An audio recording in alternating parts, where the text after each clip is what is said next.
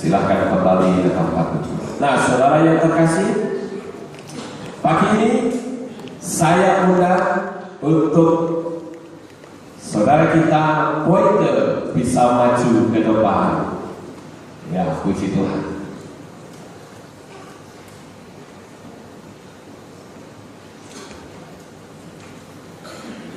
Haleluya.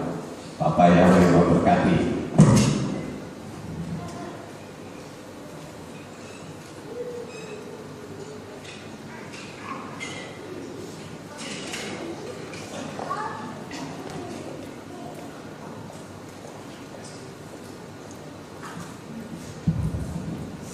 Shalom saudara. Sugeng Injil, good morning, Injil, Ibu, Bapak-Bapak. Sungguh luar biasa sekali pada kesempatan kali ini. Setelah 7 tahun saya berada di Jakarta, saya kembali lagi ke tempat ini. Sungguh sangat sukacita sekali, sangat luar biasa sekali. Saya melihat di sini ada beberapa wajah yang masih saya kenali.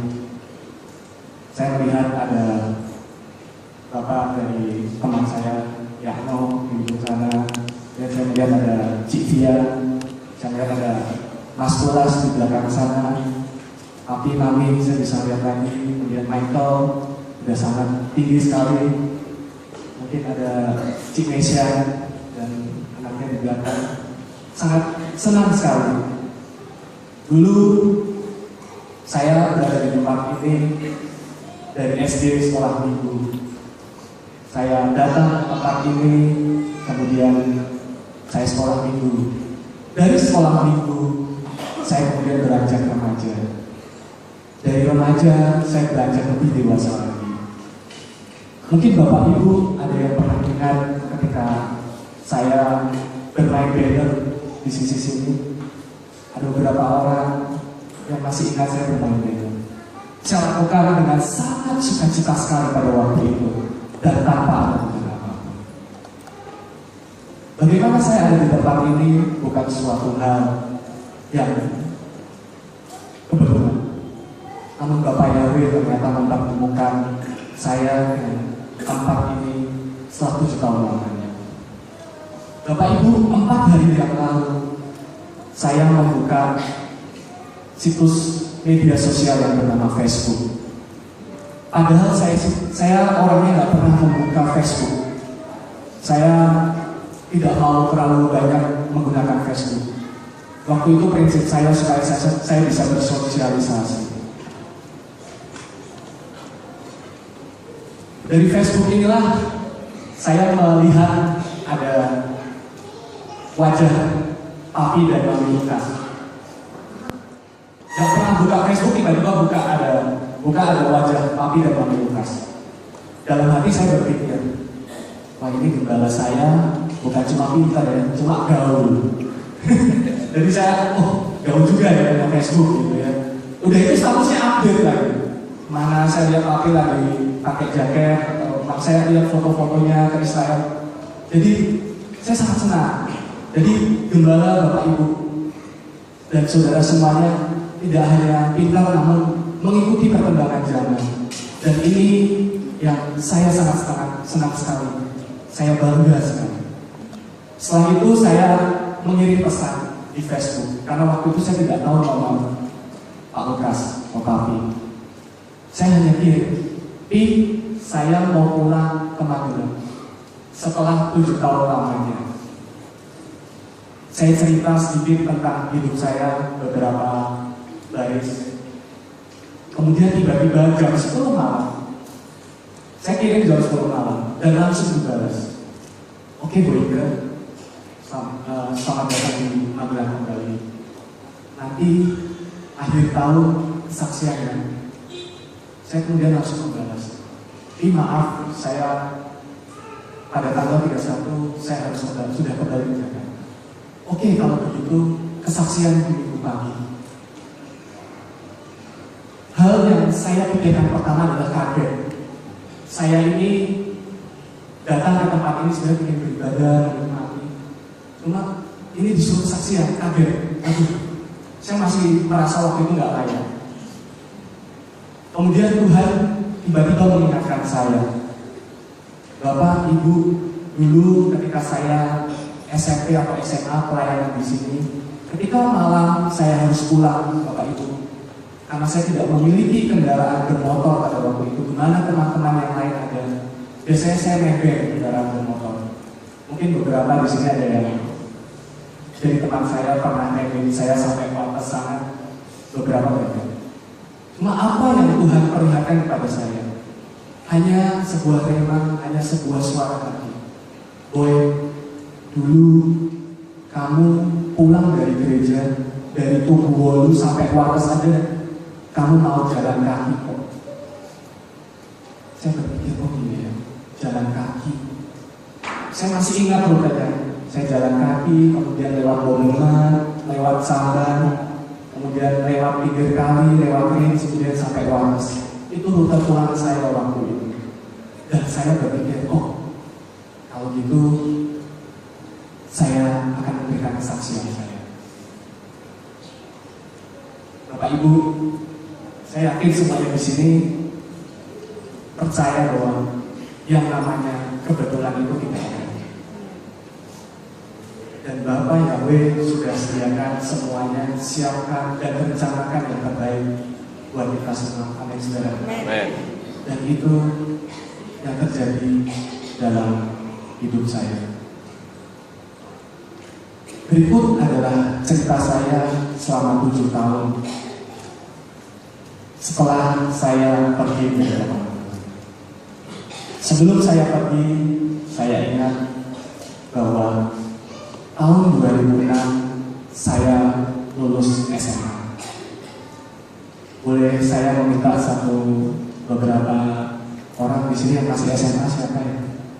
Ada yang masih SMA boleh katakan? Oh, beberapa banyak yang depan. Waktu lulus SMA, saya mendapatkan nilai yang terbaik. Waktu itu satu mata pelajaran saya nilainya 10, ekonomi. Namun apa yang terjadi? Karena saya di Magelang, saya dititipkan di nenek saya. Dan orang tua saya mengalami keadaan yang waktu itu sedang ada masalah di keuangan. Akhirnya saya tidak bisa melanjutkan kuliah saya. Waktu itu teman-teman saya dengan gampangnya masuk ke beberapa universitas. Ada yang di Jogja, kemudian ada yang di Magelang. Waktu itu saya berpikir, aduh Tuhan, saya ini punya nilai bagus cuma gak bisa kuliah.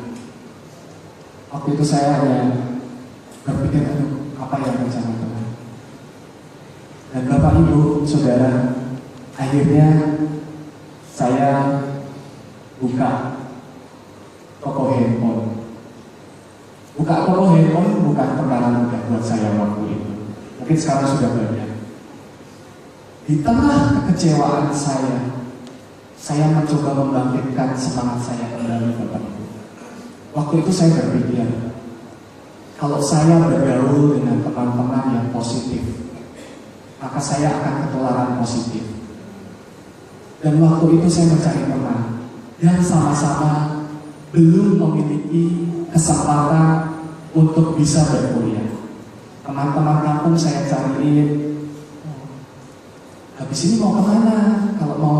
Kalau nggak kuliah, wah buka pakai handphone mawon Mas Boyke. Oh gitu ya. Ya udah saya ikut. Waktu itu saya tidak punya modal. Akhirnya saya ikut di sana. Namun pada saat itu ternyata Tuhan itu sudah kasih modal. Bapak Ibu sudah kasih modal.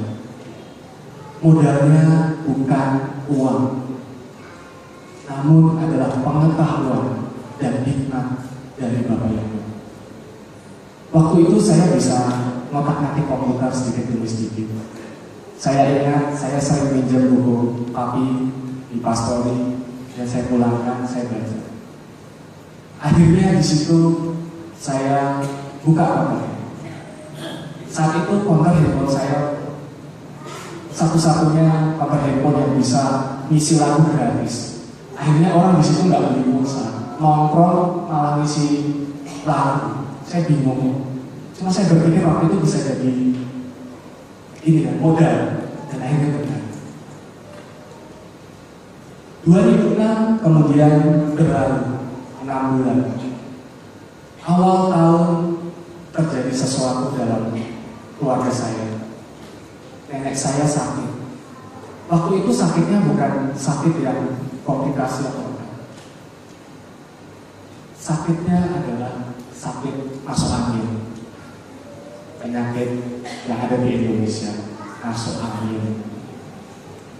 Dari situ nenek saya memanggil saya, dipanggil, "Boy, sini."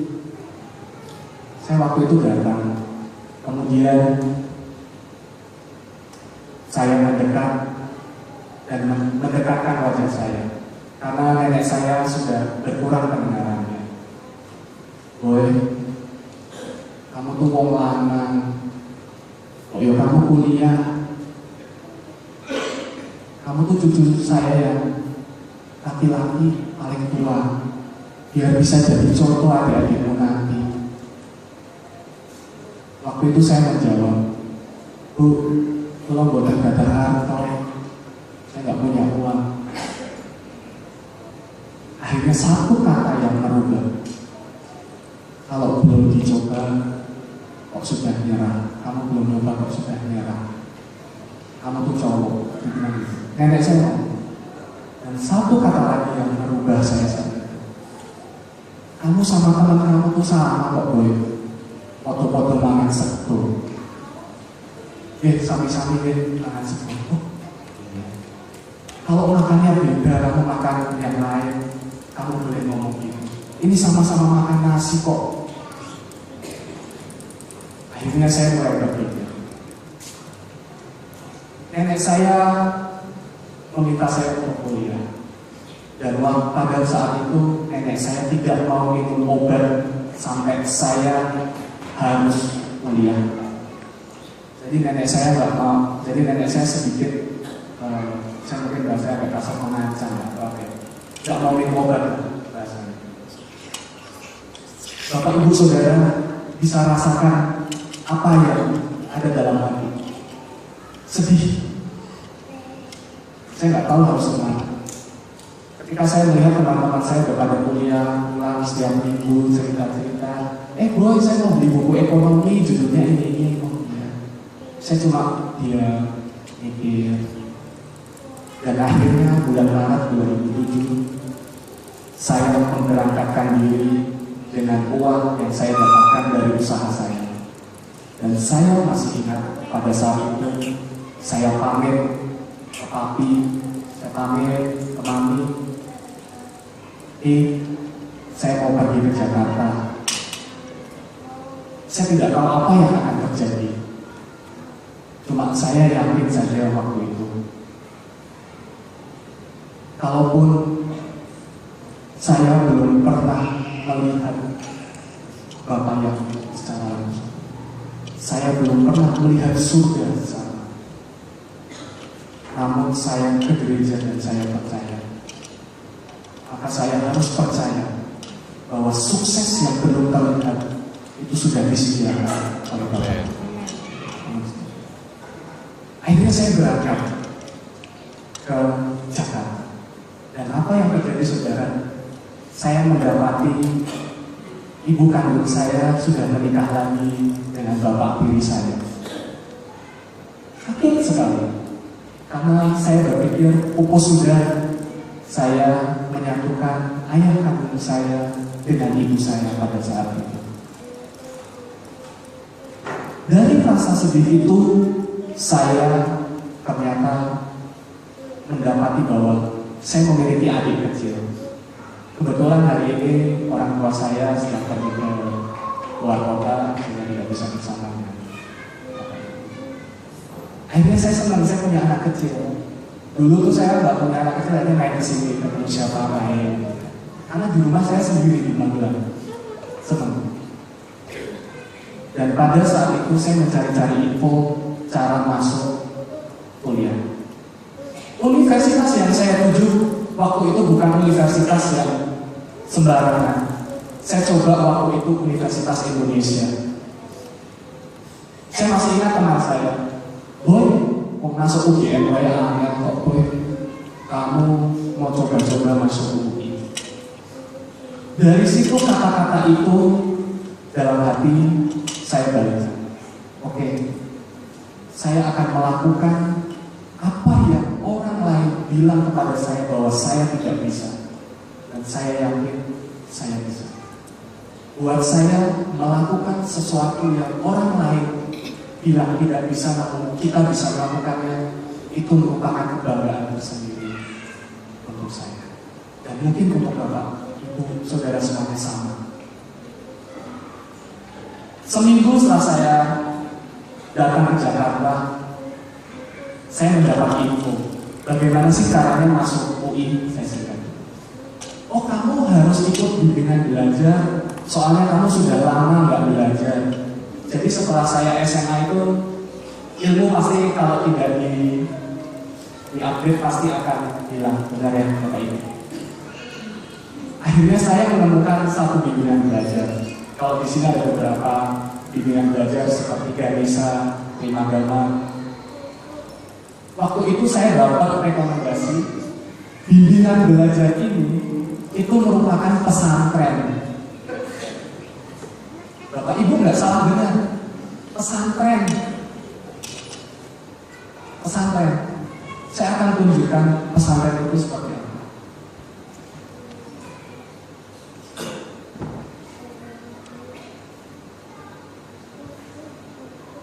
Nah, ini adalah pesantren. Lembaga belajar ini mengajarkan pada saya waktu itu saat menerima saya, "Pak, Ibu, saya mau daftar di bimbingan belajar ini, namanya Murofi. Tidak boleh, kamu Nasrani, kamu orang Kristen." "Loh, kenapa? Metode di sini tuh beda, Mas." "Oh gitu ya. Metodenya apa?" Saya tanya waktu itu. Ini kebetulan orang Jawa. "Dia make jam 11 itu wonten dorongnya, Mas." "Oh gitu." "Make yang Jumatan, make belajar bareng-bareng yang masjid." "Oh gitu." "Karena apa buatan Pak? Bisa atau tidak?" "Tidak bisa." Waktu itu saya mau daftar gitu. Kemudian saya datang lagi ke cabang lain. Jadi cabangnya ada banyak. "Pak, saya mau daftar." Dimintain KTP dilihat lagi. "Wah, kamu rasanya Kristen?" Waktu itu bilang, "Iya Pak." "Oh yaudah." Nah, kaget saya. Yang ini yang cabang lain beda. "Oh yaudah." "Pak, kok mau terima saya?" Sekarang saya bingung. "Kok mau terima saya?" "Mas, mau di sini ya murni bisnis kok. Ujung-ujungnya gue UUD." Benar ya Bapak Ibu, sekarang banyak yang UUD, ujung-ujungnya gue. Akhirnya waktu itu saya membayar 400.000. Waktu itu modal saya. Dari lembaga les ini, setiap malam saya belajar sendiri. Saya tidak mengikuti ritual-ritual atau kebiasaan yang mereka lakukan. Hanya di kelas saya latihan soal. 3 bulan lamanya saya berjibaku untuk latihan soal. Siang pagi saya belajar. Ketika hari Jumat, teman-teman saya pergi ke masjid, saya jagain sendal. Beneran, saya jagain sendal. Saya jaga sendal di masjid yang berada di sebelahnya. Dan sambil saya belajar, saya tulis. Karena waktu itu saya malu. Teman-teman lain yang cewek-cewek pada main ngomong, saya cowok sendiri. Jadi saya malu waktu itu. Akhirnya saya jagain sendal sambil tulis-tulis. Bapak Ibu, 3 bulan belajar bukan perkara yang mudah. Orang-orang yang mau masuk di Universitas Indonesia pada waktu itu, perbandingan masuk adalah 1:30 orang. Jadi ketika ada 30 orang di ruangan ini, maka yang diambil hanya 1 orang. Dan waktu itu saya mendaftar di fakultas yang paling saat itu fakultas paling favorit, ekonomi. Kok ekonomi, kata mama saya? Ayo bu, kalau sakitnya gagal. Saya bisanya gagal. Pada waktu itu saya kira kuliah itu belajar gagal. Akhirnya lanjut. Terjadi lagi sesuatu yang membuat saya pada waktu itu kok bisa ya? Saya divonis sakit batu ginjal. Karena apa? Karena saya sering minum itu campur-campur, minum Mizon, minum Marimas pada waktu itu, sehingga residu-residu itu semakin banyak. Jadi mungkin pelajaran bagi kita semua Bapak Ibu Saudara. Jadi kalau minum jangan dicampur-campur, karena itu ada residunya. Ini batu ginjal. Dokter berkata, kamu masih muda kok kena batu ginjal. Wah saya nggak tahu. H-2 sebelum saya ujian, Bapak Ibu bayangkan, sudah 3 bulan belajar H-2, kemudian divonis sakit batu ginjal. Bapak Ibu, sakit ginjal itu rasanya seperti ditusuk-tusuk. Saya ini kalau itu harus nyender gini Bapak. Jadi harus nyender. Karena kalau tidur, ginjal saya sini itu ketekan dan itu sakit sekali. Dokter waktu itu berkata, mana yang kamu pilih? 1, sehat, yang berarti kehidupan kamu. Yang kedua, sekolah kamu. Kalau Bapak Ibu punya pilihan seperti itu, Bapak Ibu pilih yang mana? Sehat dan baik. Tapi Tuhan berkata, saya pilih untuk ujian bangsa. Hari saya ujian, saya tidak datang ke meja operasi. Waktu itu saya sudah di ronsen, pakai gula 2, kemudian saya tidak boleh ke kamar mandi dan tidak boleh minum. Rasanya sakit sekali. Hari saya ujian, modal saya hanya air putih yang banyak. Mungkin kalau Bapak Ibu lihat saya membawa air putih karena sampai sekarang saya membiasakan diri minum banyak air. Dan apa yang terjadi, Bapak Ibu? Ketika saya ke kamar mandi, batu ginjal itu keluar, Bapak Ibu. Batu ginjal itu keluar. Rasanya gak ada rasanya sih sebenarnya. Cuma saya melihat batu itu keluar. Kecil sekali, kecil. Cuma kerikil nggak sampai sebesar kerikil. Dan itu keluar. Setelah saya ujian hari pertama, saya datang ke dokternya. Dok, minta ronsen. Dan apa yang terjadi? Batu itu sudah tidak ada. Haleluya. Luar biasa sekali pada waktu itu saya hanya berpikir kalau saya operasi berapa banyak yang saya harus keluarkan. Dan itu ada, saya masih ingat rumah sakit Karolus. Setelah saya ujian, saya iseng pas pengumuman. Saya punya teman 10 orang, Bapak Ibu. Saya iseng melihat hasil teman saya. Saya ini nomor ujian nomor 6. Saya lihat yang nomor 1 tidak lulus. Dari 1 takut mau buka nomor 10 saya buka, tidak lulus. Nomor 2 tidak lulus. Nomor 9 tidak lulus. 3, 4, 5, 8, 7 tidak lulus. Akhirnya saya nggak mau buka pada waktu itu. Yang teman saya 10 ini lebih pintar-pintar. Karena orang Jakarta, bahasa Inggris castistus. Waktu itu saya udah mau pulang. Akhirnya saya berdoa, Tuhan, Bapak Yahweh, kalau ini kehendakmu, kerjakanlah. Dan waktu